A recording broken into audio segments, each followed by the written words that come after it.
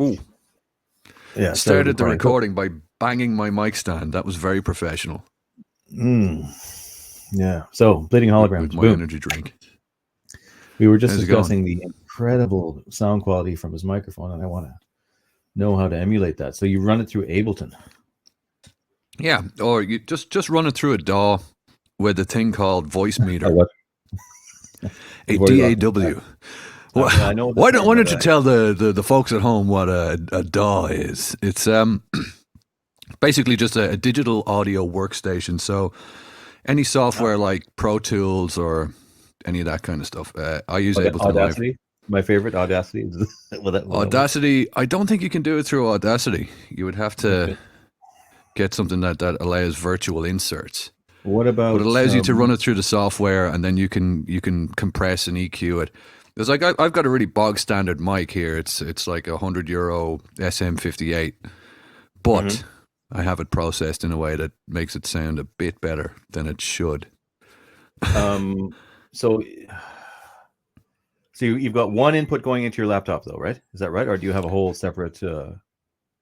All I have is a Focusrite 2i2, Scarlett 2i2. It's like this little red interface plugged in via USB. I've got an XLR cable plugged into that, connected to my mic, and I have that just running through the software. What's the? So this is how the sausage is made, folks. No, yeah, this is interesting. It is. This is actually the kind of thing I want to talk about. I mean, man, oh, good. Yeah. Well, some partially, anyways. But like, so what's the other program I have? I've been using Audacity for everything, and I know it's ridiculous. Everyone keeps telling me you're a fool. You as well. I don't tell you you're a fool, but I just don't think that you can. Don't be putting words in my mouth. But you can't mix properly using Audacity. Like, I mean, you've only got what they call destructive processing. So when you apply compression, you can't listen to what's happening live. You can't adjust your dry wet balance or your attack or release or any of that kind of stuff. Dry wet balance. You have to process. What's that? Dry wet balance. What's that? I mean, dry wet balance is how much processing is being applied. So, okay, the wetter it is, the more processing it has. Okay. Oi, oi. Okay. Well, I have that other program. Was it Reaper? Is that what it's called? You got Reaper. Yeah, but it wasn't like a majorly expensive Pro Tools kind of deal. Will that do everything you need? Yeah, it would. I was like, I wanted to start possibly using Reaper myself just to, because I hear that it's very good for production on even low-end computers.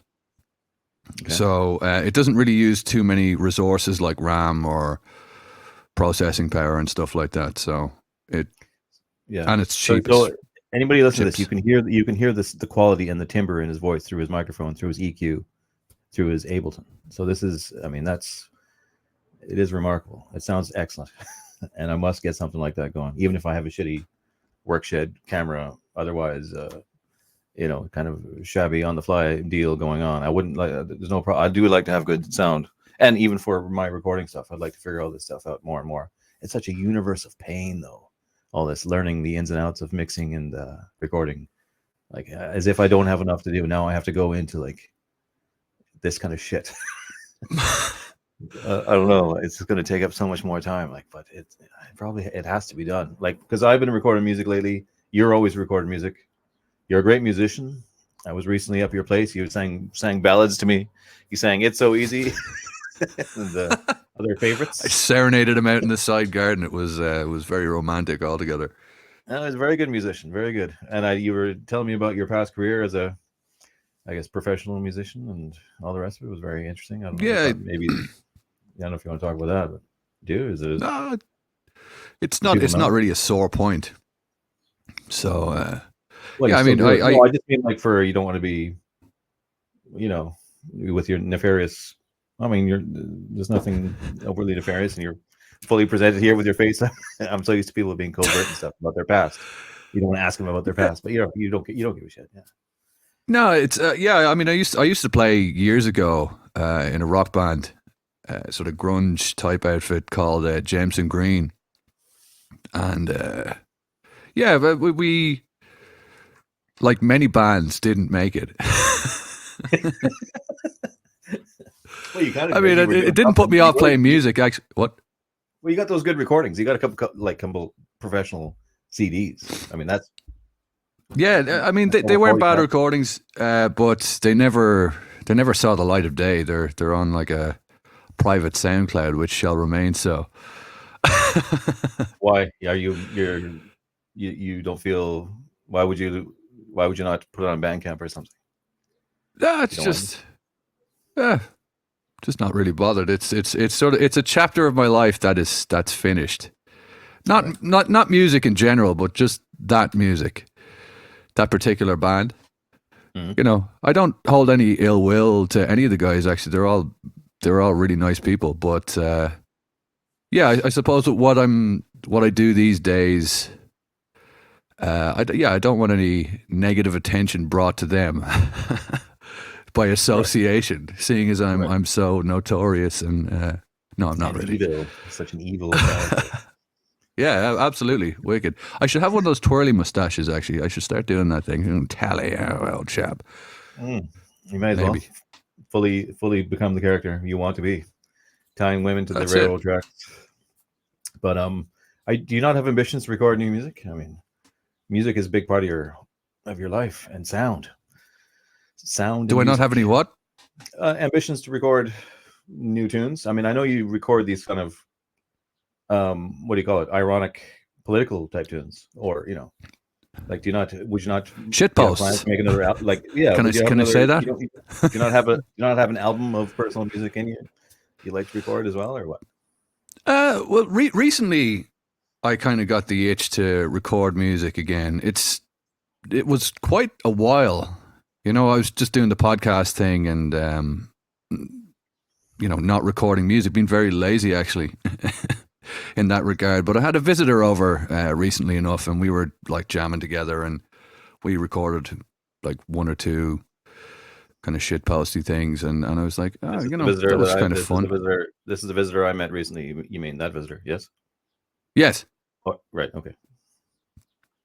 Sorry. Which we, we shall not, mention too much more. Not that I'm, just for your channel. I know he's a notorious. There's that word again. We have to stop using notorious. I've overused notorious now, so I've said it twice. Infamous, nefarious. Whatever. He is a known individual. Let's say it's like in a he weird, the most weird, like not the type of person you expect to just meet or. But you might, you might know who he is. Let's say he's a character for sure. Anyway,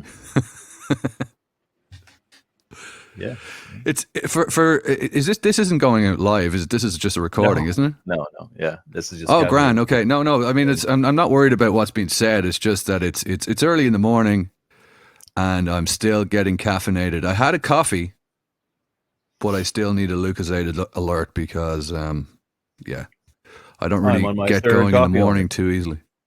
This is my third, actually, and I've got the cold one here. Jesus, I got all kinds of coffees. Too many. But, I mean, I'm a fan of the caffeine. This is my best time to get work done normally. I'd sit down at this time, and I'm free, and I would be writing stuff or doing some art or whatever. So, and I've been doing these music things. This is what's got me into... actually, I've been hounding you for, years to, like, help me mic the drums and help me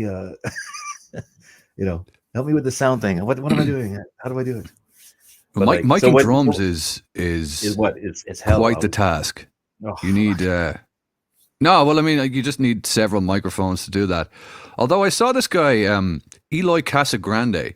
Does that name ring a bell? Drummer Eloy Casagrande. Sort of. What's he from? He was playing with Sepultura until recently, and I think Slipknot hired him. Okay. Possibly. So he could be wearing like a gimp mask now or something like that behind the drum kit. No, but he's incredibly good.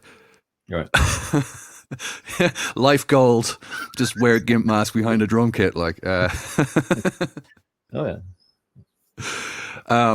But he's really, really good, and he has this gadget. It's like an omnidirectional microphone that you can put on your kick drum. Oh, you said this. It picks up a shocking amount of sound from the kit. I'm not sure if it would work for, properly recording a song, but you might get like the guts of a drum sound that you could maybe layer with drum samples if it needs filling out and stuff like that. Bleep bloop drum samples, as you like to call them.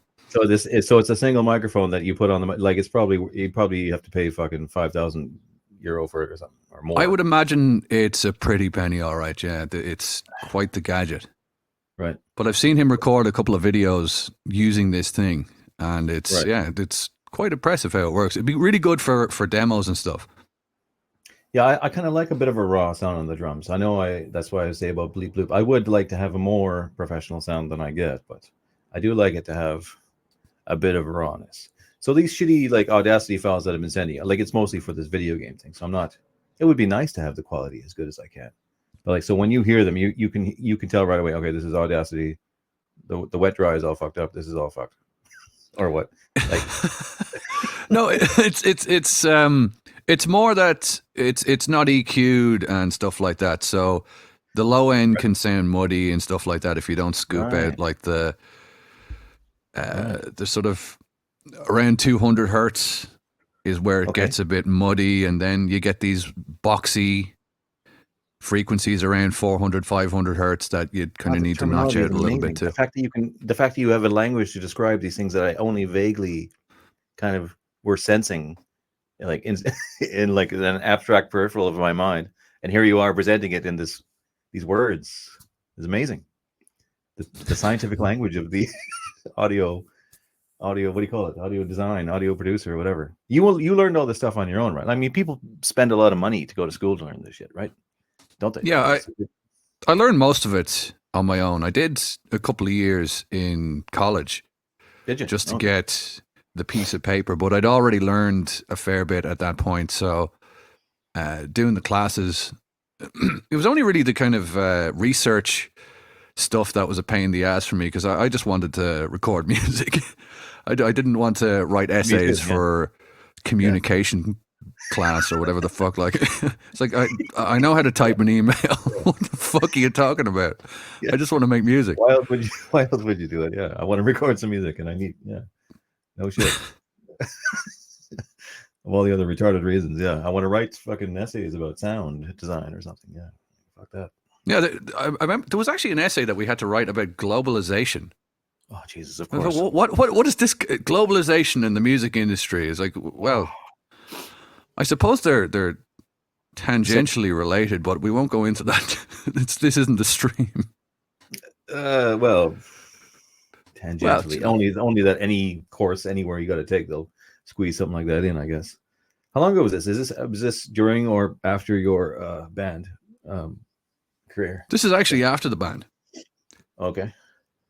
So you had immediate aspirations to just record solo music or something, or was it for other reasons? It was more just it was almost an afterthought, because recording music is expensive if you're going to do it professionally, or go to a studio. Studio time costs a lot of money. Oh. And I just thought to myself, right, if I'm ever going to record anything in future, I'd like to know how to do it myself. So I set out to learn, and that I did. I'm still learning. I'm every day is a school day, but it was a good decision to start doing that. You're well set up there, and like even now, just to have the wonderful quality of your sound, it just does make such a difference. It sounds so nice. I must figure this out. But like one thing you don't have is a real drum kit. You're happy with the bleep bloop drums, are you? Or like, are you not tempted? Because I know you have your own. You have a space where you could, I believe, bang on some drums. I've got a cajon. A what? That's the extent of my cajon. Yeah, it's like banging the cajones. I don't think that's. I thought for a while that's why cajones were called cajones, because they kind of go where your cajones are, and you. Oh, that was that thing. You were banging on that thing, right? That thing. Yeah. Okay. Where you kind of hit yourself in the nuts and make deadly beats. Yeah, but for recording, you're not tempted to? Is too much of a hassle to have real drums? You figure, or what? But just where I'm living at the moment, I just don't feel like it'd be practical to have a drum kit set up, and they're noisy as well. Okay, yeah, they are very noisy. I just harass and blast my neighbors. When I feel like it. I mean, not anytime at all, but I do. I suppose, my neighbors are noisy. I should be dishing out the punishment. I should be eye for an eye. We made a good bit of noise. Oh, Soulfly. We made a good bit of noise. We made a good bit of noise while it was there. It was like up till the wee hours. I figured you didn't give a shit about your neighbors. Well, look, it was acoustic, so it wasn't too bad. I guess, yeah. Drums are pretty cool. Actually, that was the night after the Aurora Borealis, wasn't it? It was, yeah. It was, yeah. That was. Yeah. Oh, gave it all away now. Yeah. But no, that was pretty incredible. Actually, I don't know if anybody out there in podcast land listening or watching managed to catch the Northern Lights, but it was pretty amazing. It was good, yeah. And you've recently just put out, and I just shared it finally, your version of your cover of Auslander Rouse. Oh yes, apparently it's very popular, and people cannot tell that it's a cover. Yeah, some people actually were getting angry in my replies. Why? Just how dare you? Or what? Yeah, they were like, "Oh, this is fake and homosexual." You can say gay. You can say gay. Oh, okay, yeah, it's fake and gay. Yeah, because we're not making a value judgment here. It's just this is just what people were saying. But I was like, yes, it was fake and gay because that's the point. That was the joke. That was the joke. Well, but yeah, a lot of people couldn't tell that I was messing. It's a loving homage, is it not? It's not like you're, I'm not a Rammstein fan, hence the WTF, I love Rammstein now.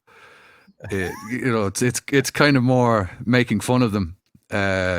Although, back when they were people are upset. Okay, so people are upset because they feel you're mocking Rammstein, not the.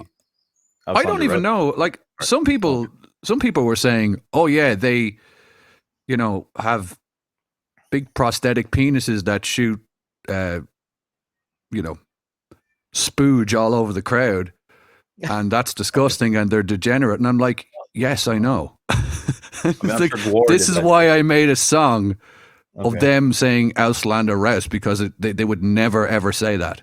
Right. They're extremely progressive and liberal. So I decided to turn it around. Yeah.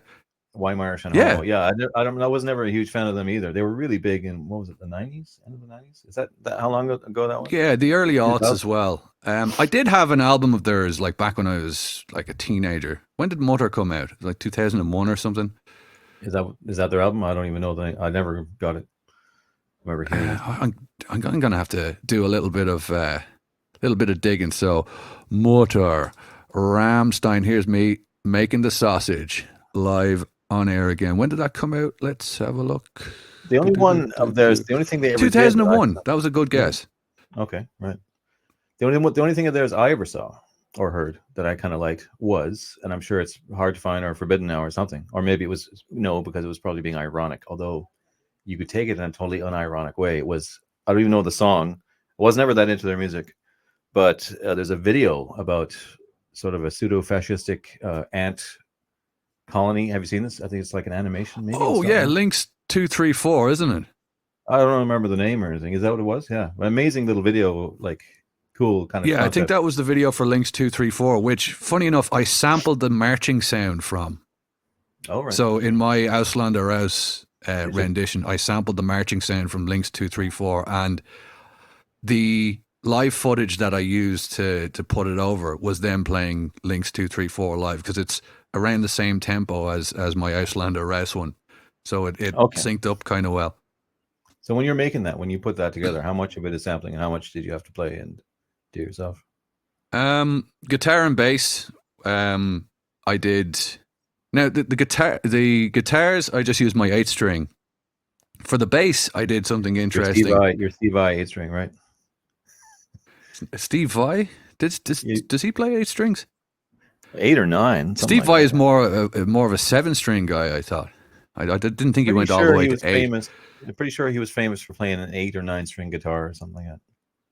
Pretty sure. Maybe he upgraded. I don't know, but I'm imagining it, but I'm pretty sure I recall that. So why do you have an 8 string? Just to be like all prog rocky and look at me? Do you actually no, it was just to have a bit more range. Because I was thinking, because like I bought it, I bought it thinking that Did you get a Chapman stick? Yes. I know those Chapman sticks. Do you remember there was a guy used to play in Dublin all the time? A guy called, I think his name was Eli Levy. Okay. But he was really good. He used to play the Chapman stick in Temple Bar all the time, and he'd be there every summer. Do you remember that guy? I think I saw him once or twice. Yeah, I remember being like, Chapman stick, nice. That's the first time I ever saw a Chapman stick, and I was like, this guy's amazing. One of us should get one. I don't know. For sure. That'd be amazing. That would actually be very cool to learn. Probably spend the rest. That'd be another whole universe of pain. Spending another 10 years learning how to play that fucking thing, because it's like you're playing both. It's like playing the guitar, but without having to strum with your other hand. Both hands. Yeah, it's almost percussive. It is kind of percussive. So you're kind of tapping on the strings and making your melody with both hands. It's like, yeah, that would confuse the shit out of me. I've been playing guitar for years, and it's so I think the Chapman stick, it's so artistically prog, though. That's what I love about it. I love anything to do. I love most things to do with prog rock. To be honest, I know that. Yeah, actually, what's that band? Animals as Leaders. They play. Was it 2 8-string guitarists and a drummer? It's all instrumental. Don't know them. Is it new? Don't even. No, know. They've been around for a few years. They've got the what's that? They've got this. He's like a black guy. What's his name? Tosin Abasi. He's quite well known, but he plays that percussive style. He plays kind of like slap guitar. All right. Slap guitar. Slap guitar. I know. Just. Oh, that sounds good, and I like it, all that kind of weird shit. I'd be into it. I mean, if it's well done. Sometimes it's not, but most prog, especially old prog, I love it. And the people moan. I recorded the guitar parts with that, but I also recorded the bass with my guitar. Oh, did you? So, yes, because I don't actually have a bass guitar. So what I did was, I've got this plugin called what is it? I have it here. Let me open up Ableton because I'm after forgetting what it's called. I think it's well worth it to get a little bass guitar. I got this little unit. What's plugged in? Oh shit! I just nailed my acoustic with the plug. This little John Lennon deal. Oh yeah, that's very Beatlesy. Oops. It's got a good, because it's acoustic. It's quite loud, like on its own, and even when you plug it in, it's sort of. That's cool. It's got a kind of. That is actually very cool. Acoustic-y sound, like even when it's plugged in or whatever. I don't know. It's good. But yeah, because of my lack of bass guitar, I used a plugin called Easy Bass. Right, so that's a sample-based easy bass. The letter's easy. Sample-based bass. That's very hard to say.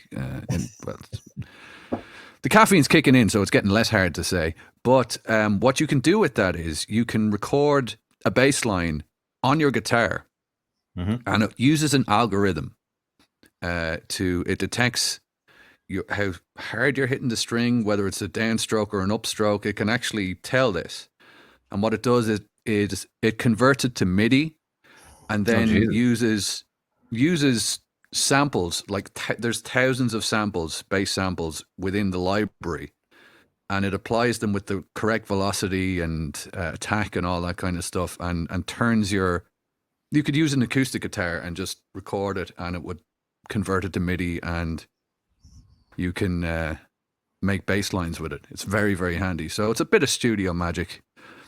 But, cool.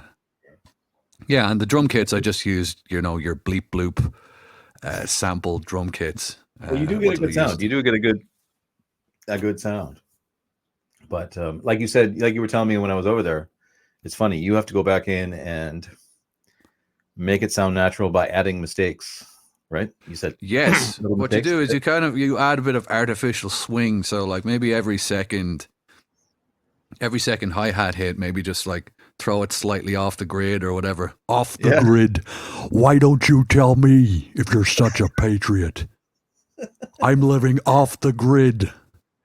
Yeah. So that's a Jesse Ventura reference for anybody who doesn't know. You're very good at anything audio. You're one of these people. Like I was saying to you actually when I was there too, and you remind me autistic. Autistic, yeah. I knew at least one or two other guys like you, and it wasn't just that they were into music. It's like anything to do with sound. Somehow, I'm fascinated with it. Yeah, and good at imitating sounds and people and things like. And these guys were like this too. They're just like, I don't know. It's some kind of certain thing that certain people have. You were designed for music and sound design, obviously. So you were born to be what you are. Right? Become who you are. Look. We must do the Jared Taylor song too. I really have to get that together. That's got to be a jam. Pull it together. The only thing is, could you? This is the only question with it. So I'm going to make a little rock song of some kind, and he's going to do his Jared Taylor imitation over top of it. But are you just going to talk as Jared Taylor, and it'd be hilarious, or are you going to try to actually sing as Jared Taylor? Do you think I don't know. Would it actually sound? It might start turning into Hank Hill or something like that. I don't know. I'd have to see if it works. Maybe a chorus. So, maybe you just sing a chorus and talk the rest. Yeah, I could kind of do like a Johnny Cash type thing where he's talking half the time and then and then goes back into talking. Something I don't know. That's my Jared Taylor, and just it's so good. It's so perfect. We have to do it. We will do it. The Fairchild A10 Thunderbolt 2 has a single 30mm Gatling cannon and 2 General Electric turbines. When it puts its engines to full and fires its gun, it'll actually accelerate backwards. It's good. Backwards. That is how powerful it is. Have you ever seen that video? No. It's this really autistic guy. It's this really autistic guy on a bike, or he's holding a bike and he's got this pink lanyard, and he's doing this. It's like he approached these two people having a conversation about military equipment, and gave them this factoid, like a kind of I suppose like a mic drop moment where it was like, there you go, I've given the fact, and then he just like turns around and cycles off. It's like, my work here is done.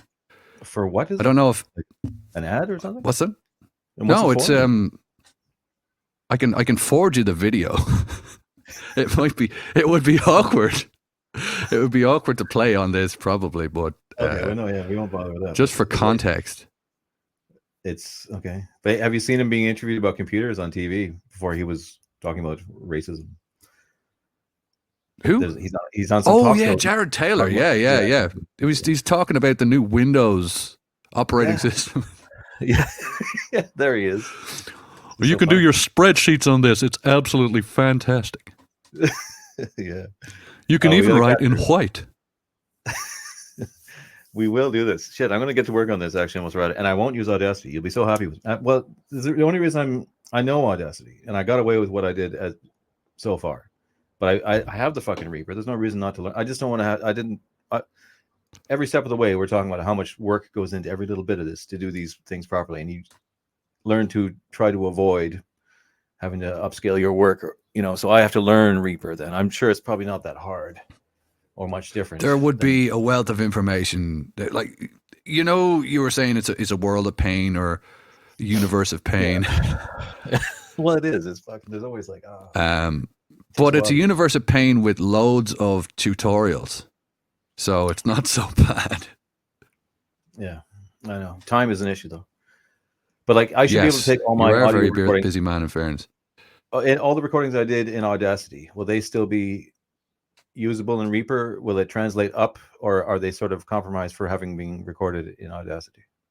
No, well, if you have them unprocessed, you can bring them into Reaper or any other DAW. How do you mean unprocessed? How do you mean that they haven't been just exported? That they're just no, just raw, if you just yeah, like if you applied compression and stuff like that and saved those files, or didn't save as, they will be stuck like that, because as I said, Audacity has like what's called destructive processing. So that means once you change it, it's changed, unless you still have the temporary files or you saved another draft before that. Okay, so they are probably compromised then. They could be compromised. They could very well. Compromised files could be here, he thought. So, is there? Would I have to re-record them, or could I? Would Reaper be able to improve them somehow? Yeah. Well, yeah. If they're not over processed. Over processed. Yeah, like I mean, if you put too much compression on stuff, you can destroy a sound. You know. Well, and so what? At what point does the compression get added? I don't even know. Like when you add an effect, or say just when you save the file, or. Well, compression is more just to keep your peaks, you know, to kind of tame your peaks. So, like, you know, if you hit a snare drum and it's going to peak in the wave file or whatever, in the waveform, should I say? So, if you add compression, you can bring the peaks down closer to the other sort of average. Okay. Volume. I didn't add any compression or doing. I added some effects like reverb or something. Well then. I didn't add. Yeah, you could export that stuff. Like, you know, it's good to have, like, with reverb, you're as well. This is getting like very tutorial-y, actually. Well, this is the point. I know this is going to be like a spurgy. No one's going to give a shit about this except other sound autists or just people of general interests. But this is the point of it. This is us casually talking shop. Just two musical guys. Whatever. Nice. Who gives a shit? That was the point. So, welcome to Jazz Club. Nice. You should start a jazz club. That'd be good. Although, fuck jazz. Rock and roll club. Whatever. Yeah. What kind of music would you make if you were unbridled, unfettered with time to embark on a solo album? I suppose maybe sort of melodic, metal-y stuff, slightly down-tuned. Might add some electronic elements, kind of thing. Like early Fear Factory wouldn't be a good example, but like I'm sort of thinking in those terms. I don't even know why I said that. That was completely pointless. You give an example. Yeah, gave an example, and I was like, "That's not an example that I'd use." I don't know. Are we going to go through every band? I actually don't know what I would make, because I like a lot of stuff. I even like electronic music. I know you're not a fan, but it's not like that. It's not like that. I like some of it too. Yeah. No. I like dark drum and bass, sort of neurofunk stuff, but I'd need to get into synthesis a little bit more. I know a bit about how to synthesize my own sound. Synthesis? Yes. Is that what you mean? Okay. Synthesis. Synthesis. No, it's you don't have a synth? I've got virtual synths, so like in Ableton, I can bring up a synth plugin and I can create a sound from scratch, from like a literal sine wave. Or square wave or whatever. It's more amazing terminology, but I sort of understand what you mean. Yeah, so sine wave is your basic sound wave. Square waves and saw waves. Saw waves are kind of like very harsh. They nearly sound like they look, if you know what I mean. So like with your saw wave, you've got like very. I know that sounds ridiculous to anybody who's. Yeah, it's just my finger going like this across the screen. No, it's just it's representative of how they look in a waveform is representative of how they sound. So like they look harsh when you see them in your software, but you shouldn't be looking at them. You should be listening. That's the point. Too many people look at waveforms and they don't use their ears when they're mixing. So I'm only saying that as a way of. You can create any sound you want, any synth sound you want. Is that it? Like basically, is that how? Yeah. Well, I'm still learning, but you can recreate almost any sound, texture or whatever using synthesizers if you're good enough. Right. Okay. Well, that's interesting. And so you're happy to do that. You don't feel the need to get a synth, I guess. I don't know if there's any more. I'd actually like to get I'd like to get myself like a small USB keyboard to make sort of creating melodies with synths a little bit easier. Yeah. So that I could jam. Yeah. No, that would be way easier. Yeah, it must be actually hard on the computer, like super hard. Do you have to use? Does it allow you to use the keyboard? It does actually. Yeah. So like, so A to L are your white keys, and W to O or something like that are your sort of black keys or whatever. So yeah, you can actually make melodies, but I usually just draw them in.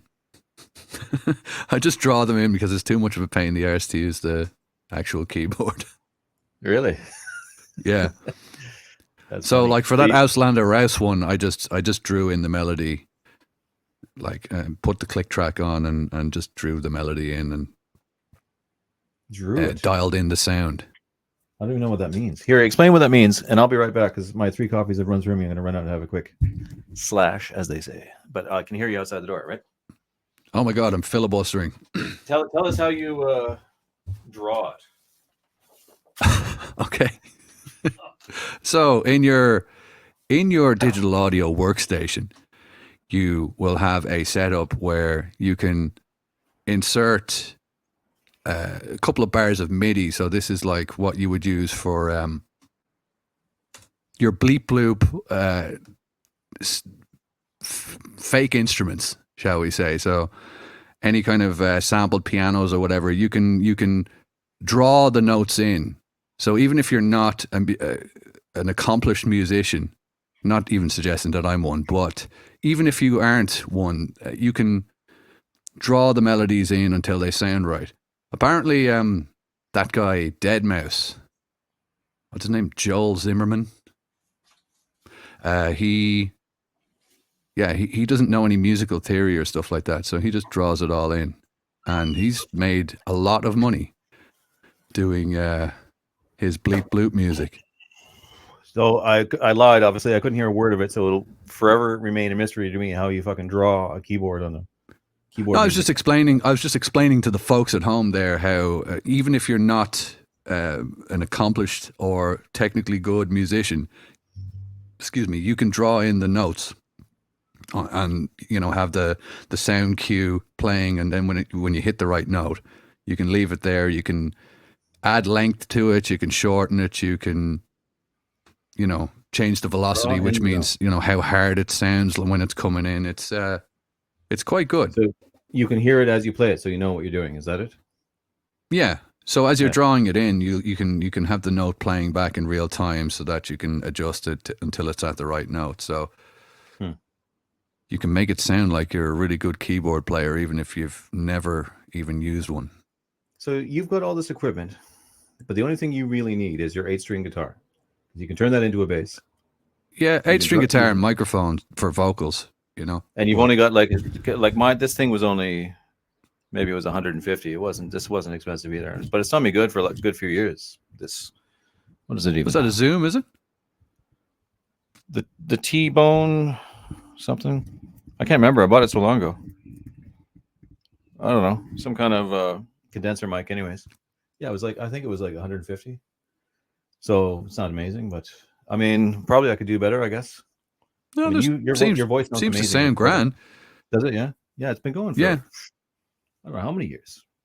Well over 5 years. 7 years more? I don't know. So it's been good. It's doing the job. I've dropped it so many times. I've dropped it hard.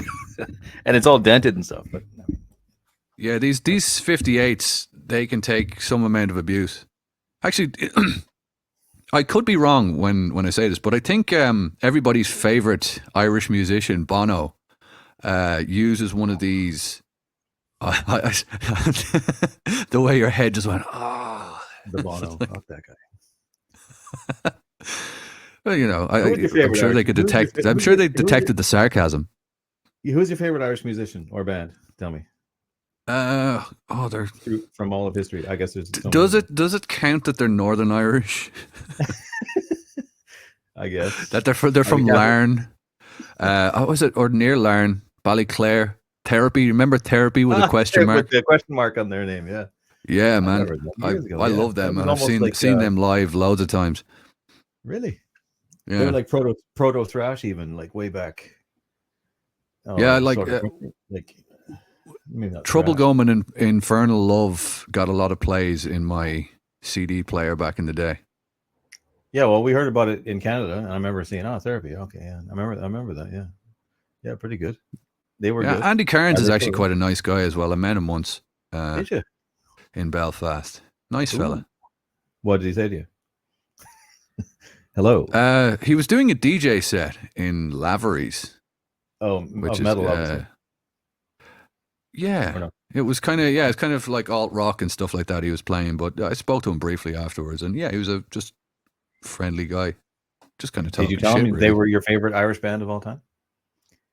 Yeah, without being too fanboy-esque, I was just like, big fan of your music, by the way, and nice to meet you, and didn't make too much of a big deal out of it, so I didn't want to look like a dork.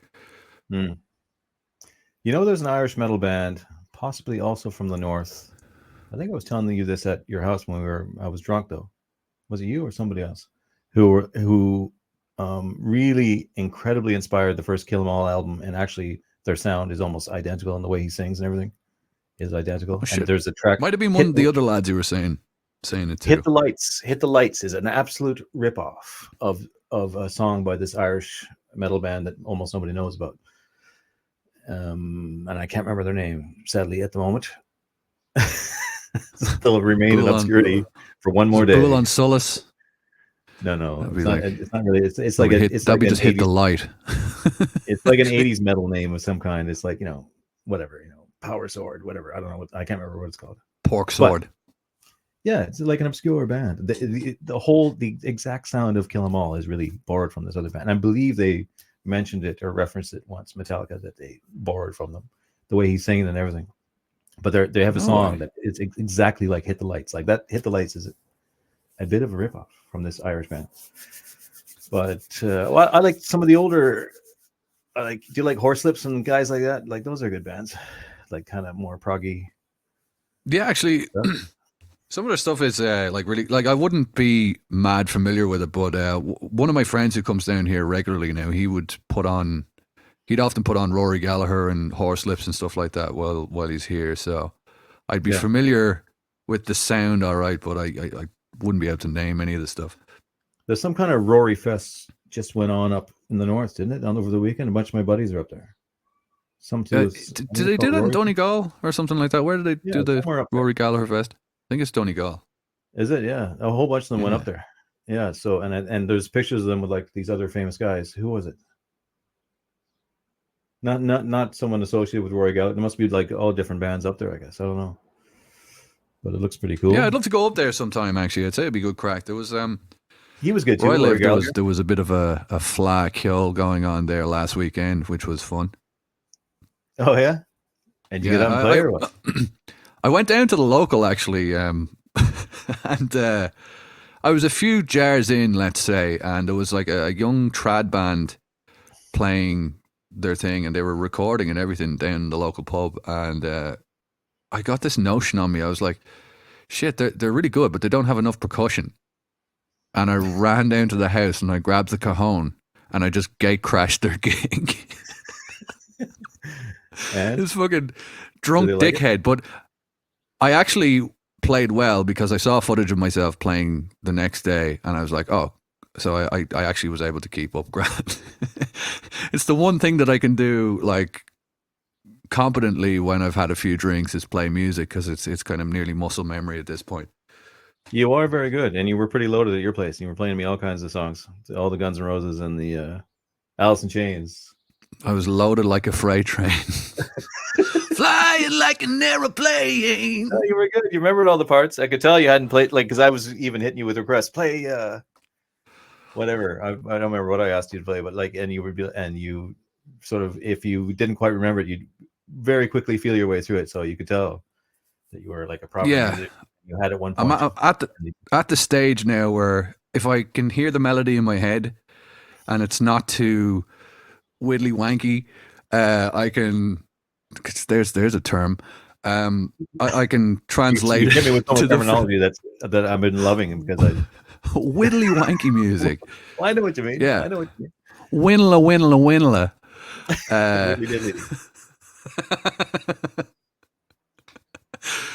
Yeah, that's I can usually figure it out. Winla and juggity. That's exactly what you mean.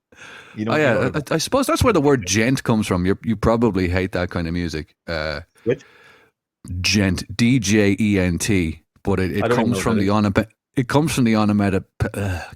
onomatopoeic sound of pan muted electric guitar. So gent. Oh, it's a band, is it? So it's very chuggy. It's usually on 7 and 8 strings, like ridiculously low, fucking. Yeah, I know what you mean. Yeah. So the likes of Mick Gordon and stuff like that. That's actually, he's one of the reasons I bought an 8 string, because I played Doom, like it was like a reboot of Doom in 2016. And I was like, the soundtrack of this is fucking unbelievable.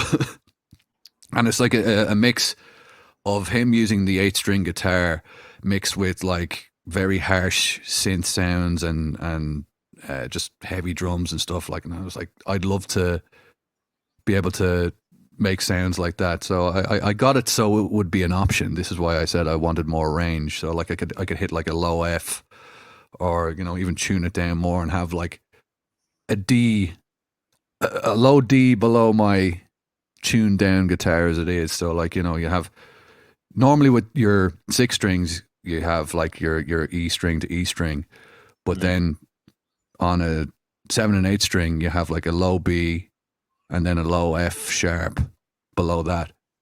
Right. So you can really hit filthy low notes. Nice. The brown note. You can make people shit themselves just by the brown note. The brown sound. But that's something else, isn't it? Isn't the brown sound a term for when you have a real 70s kind of sound or something? Am I wrong? Or I thought it was a frequency that if you were exposed to it, you would shit yourself, like, because it's like the same resonant frequency as your sphincter or something. Well, maybe that's it then. Someone described it to me as they had a perfect kind of like 70s sound on this recording, and he was like, it's all digital, everything's digital. And I was like, how do you do it? And he goes, it's the brown sound. And so that's all I know. It's just like you throwing out these words that seem familiar and yet intuitive. Maybe he was taking the piss. Maybe he wanted you to think that the sound that makes you shit yourself was actually how he got that excellent 70s sound. Exactly what I like. Yeah. Oh, you know what Irish band we forgot? It's Thin Lizzy. I mean, I know we're supposed to be racist and everything, but I mean, you have to give it to Thin Lizzy were great, man. Fucking awesome. I love the way you qualified it with I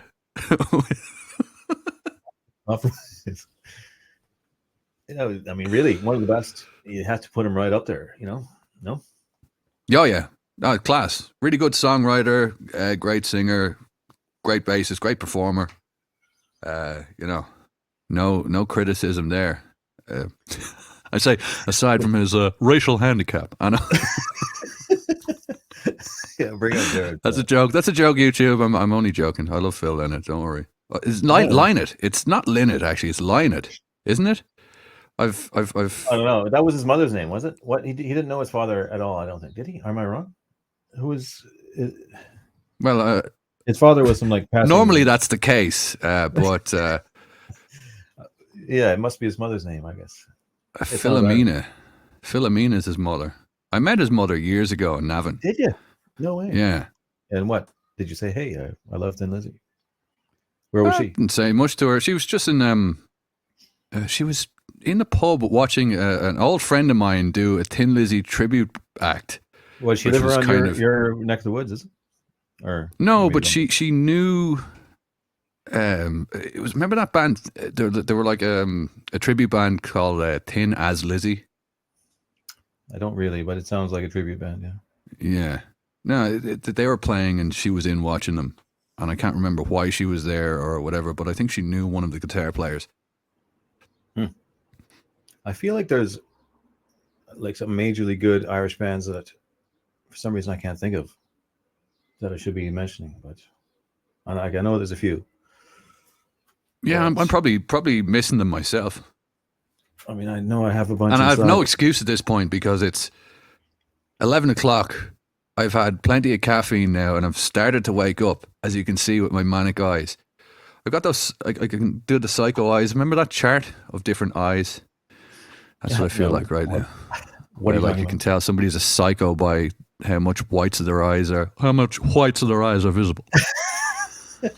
I'm going to get to work on the Jared Taylor rock song immediately. All we need is lyrics. You can just wing the lyrics. You're pretty good at just making up whatever talk he does. But the funniest thing would be to hear you singing, if you could pull that off, singing while sounding like Jared, like you just sing the chorus part and like, I don't know, that would be funny. What is love? Baby, yeah, don't hurt perfect. me. You're doing it already. That's perfect. You can do it. Oh shit, that's funny. This will be funny. I mean, this will be fucking viral. We've got to do it. And I'll do it in Reaper, so it won't sound like shit. And, if you do it in Reaper, and if anything needs processing, I can tell you what needs to be done, and you can do it in real time and hear it happening. So this is the point of like not using Audacity, is that like you can hear the changes that you're making as you're doing it. So as you're adjusting the dry wet, knob, oi. So you mean you're playing, so you can play the file as you and adjust the levels or whatever as you listen to it. That's what. Correct. Okay. I couldn't record or mix music any other way. Like you have to be able to hear it while you're making adjustments. Otherwise, it's just a slog. Well, I do. Well, there's two things I would say about that. First of all, like as in Audacity, it's slightly more of a pain in that I make an adjustment, then I play it, and then I adjust again. But then there's the other issue is that it doesn't really sound the way it's going to end up sounding until you export it as an MP3 in Audacity. Is that different in Reaper? I don't know. No, you can make it sound exactly how it's going to sound. Okay. You can make it? You have to adjust a setting or something? No, it's just you have everything running through a mix bus. So a mix bus is just like basically your main channel that all the other channels will play through. Okay. So the word bus, I know it sounds alien or whatever, but like when you have, say, a drum kit mic'd up, and you've got your kick drum, your snare, your overheads, toms, whatever, you would route all of those channels. You'd put them into like, a group, and you would route all of those channels into what's called a bus, where you can adjust the volume of the kit altogether. And then you can also add compression and EQ and all that kind of stuff to make it, to glue it together a bit more, so that it sounds like one cohesive kit. Okay. So does that mean that's something you do and you can play it back in real time and it'll sound like the final file, basically, as you're making your adjustments? Well, yeah, it'll only sound like the final file when you start adding the EQ and stuff like that, because otherwise it'll just be very muddy. So you have to EQ it, pan it, so like guitars left and right.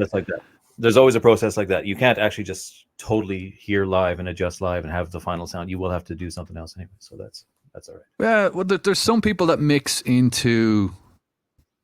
Now, I wouldn't recommend this, right? There are some people that mix into like into a limiter and multi-band compressor and all that to kind of give themselves an idea of how it's going to sound when it's finished mixed. But I wouldn't recommend doing that. I think you should build it up from your basic sounds and make sure every element sounds as good as it can before adding stuff onto your mix bus at the end. But that's just personal. No, that's cool. That's interesting. This is your absolute font of this information. This is like we're gonna have to name this Bleeding Holograms dry technical self-help video. Musical Spurg stream. Yeah. Which is great. I mean, what an unusual change of course but I mean, those people didn't really want to know this shit, I'm sure. Although probably most people automatically know more about it than I do. I'm such a Luddite with my fucking Audacity and my stupid bullshit. God, that me guy is such a fucking jerk. Stupid crap. But yeah. Let's summarize it soon, because actually I got to go in about 10 minutes. We got 10 minutes to say something. What are we gonna say? The other good thing, by the way, about running your setup through a DAW is that you can set up a soundboard if you're so inclined, or you can play media through through Ableton. So with this, I could go. Deutschland der Deutschen. Ausland raus. Deutschland der Deutschen. And just fade it out there, yeah. But like, yeah, the sound's good. Good sound quality. So the DAW thing is a whole separate issue. That's something else you have to set up. Yeah, I think you could do that through Reaper though. I'm not sure how to do it through Reaper because I'm like familiar with Ableton, but that's, so it doesn't. If I was to say from now on in my streams, if I could figure that out, run my audio through this DAW, and then through StreamYard, is that correct? Or whatever. Yes, you can run it through StreamYard, but you use this thing called Voice Meter as well. This is the other important thing that you need. That's free. Okay, it's free. And is all that added complication for like? It's not going to like freeze up on my stream or add. Well, I don't know. What sort of if you have a very, very slow computer, it might. Well, oh Jesus, this laptop here, I'm not sure how to describe it.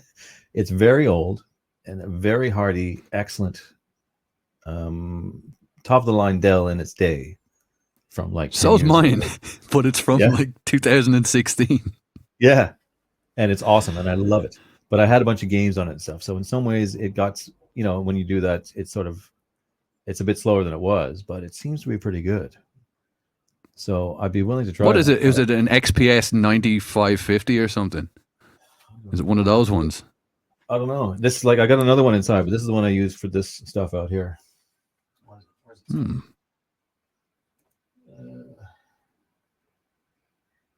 What the fuck does it say?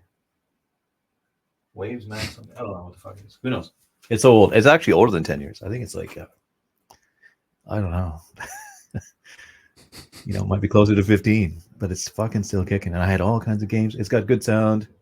It's got like as shitty as my camera is. That's better quality camera on it. I didn't actually realize you were a gamer. I'm not a gamer. Jesus Christ. Well, I have played games. I when I started having kids, I basically renounced them and said, I'm wasting my time. Fuck this. But I have played. Yeah.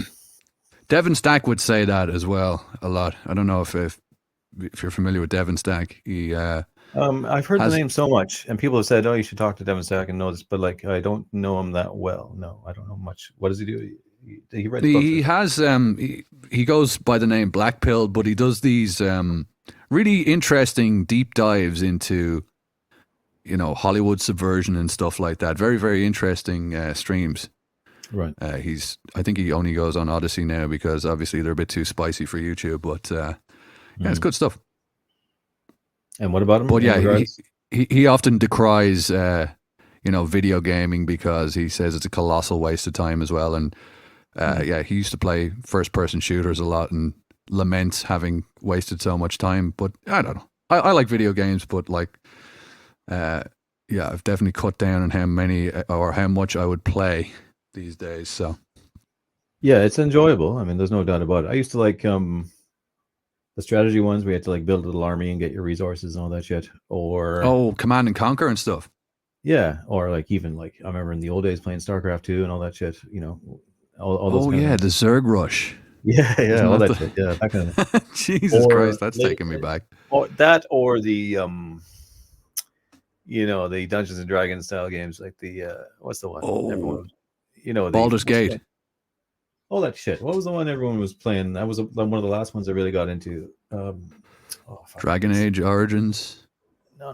Like, everybody knows it. Everybody played it. What's it called? Diablo? No, but that too. Shit. Oh, it's killing me. It's something like there's Elder Scrolls is part of it, but this is the bigger game. Oh, Skyrim. That's it. That kind of shit I used to play.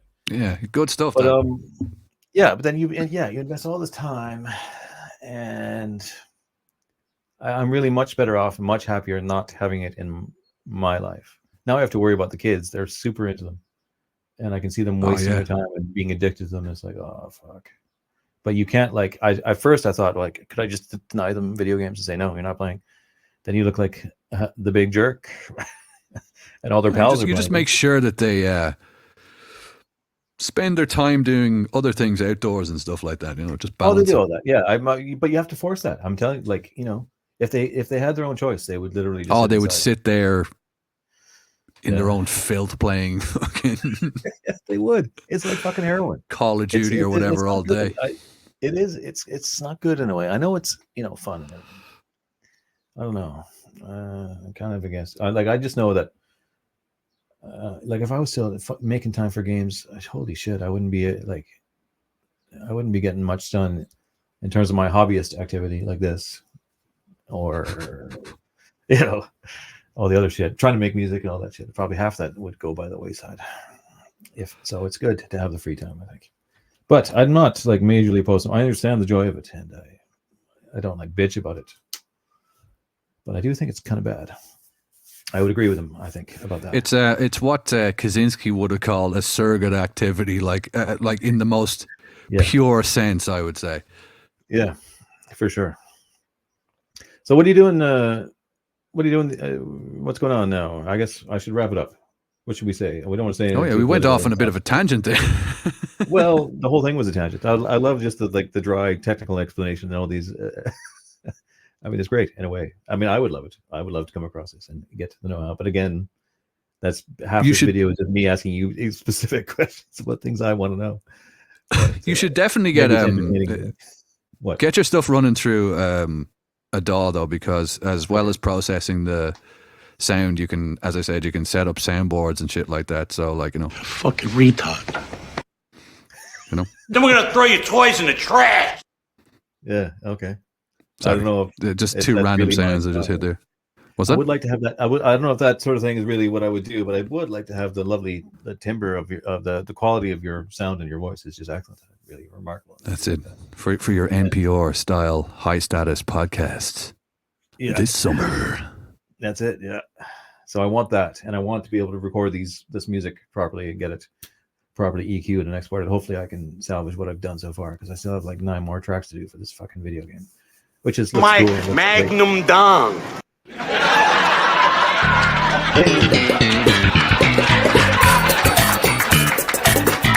We won't get copyrighted on that kind of thing. I hope. Anyways, I think I cut it off just before that threshold. Oh shit! You know all the ins and outs. Jesus. See, you are the man to consult. Anybody has questions about music or audio, seek Mr. Bleeding Holograms. He has the answers for you. Although he's, tired of being asked these things. So, I alone have bothered him and harangued him so much about this kind of thing. I wouldn't say I'm tired of being asked those things at all. It's not very many people ask me that stuff, so it doesn't bother me as much as you think. Maybe most people know more about this than I do, and I'm just in the dark completely. I don't know. I find it fascinating, anyways, and I don't. It is a universe of, I won't say pain, but I mean it's very technical, and there's so many things you can do, and it's hard to figure out. But it's a fun little adventure, and I get closer all the time to just being able to record reasonable sounding audio stuff, and it's fun. Music is a fun, great activity and pastime for anybody, and anybody can do it. Some people think, oh, I can't do this, I'm not good at it, but I just think it's another thing that pretty much anybody can do if they have enough interest. Mr. Bleeding Holograms was born to it. Going... Oh, well, I'll let you go. My dog is just going schizo at the moment, sorry. Jesus, I think there might be a strange cat outside. Oh my god. All right, well, we'll shut her down. So there's your technical audio info video. I'll just give a quick plug if that's okay. Yeah. So give her. normally, I don't normally do the spurgy audio stuff, but I actually really enjoyed that conversation. But I can be found weekly on the Third Rail podcast on therightstuff.biz, and on the last Friday of every month on the Friend Simulator on the Ayatollah's channel on Odyssey. Yes, that's where you can find them. So seek him out for great banter and shit posting and a lovely occasional analysis. Occasional analysis, yeah. So yeah, there we go. That's there's our early morning coffee talk, and we'll do it again maybe I'll have even more specific even more autistic questions about audio and music and things. Oh yeah, we might even do like a little bit of prep next time. not the medication for that autoimmune disease, but preparation. I mean, not preparation H either. We might do a bit of prep next time. Yeah, 10 in the morning or whatever it is. But yeah, no, it's good, and we will do it again, and we will watch out for this Jared Taylor rockin' song because it's coming. There's no way we're not to do that. I'm telling you, I'm inspired. I feel the inspiration. It's burning inside me. So it's gonna knock your white cotton socks straight off. Yeah, there you go. I'll put this up. I don't know when, a few days or something after the weekend. So sure. Goodbye, and I'll talk to you soon. Yeah. Nice one. Bye.